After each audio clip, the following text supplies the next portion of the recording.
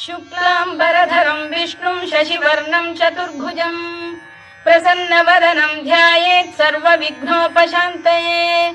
व्यासं वसिष्ठनप्तारं शक्तेः पौत्रमकल्मषम् पराशरात्मजं वन्दे शुकतातं तपोनिधिं व्यासाय विष्णुरूपाय व्यासरूपाय विष्णवे नमो वै ब्रह्मनिधये वासिष्ठाय नमो नमः अविकाराय शुद्धाय नित्याय परमात्मने सदैकरूपरूपाय विष्णवे सर्वजिष्णवे यस्य स्मरणमात्रेण जन्म संसारबन्धनात् विमुच्यते नमस्तस्मै विष्णवे प्रभविष्णवे ॐ नमो विष्णवे प्रभविष्णवे। श्रीवैशम्पायन उवाच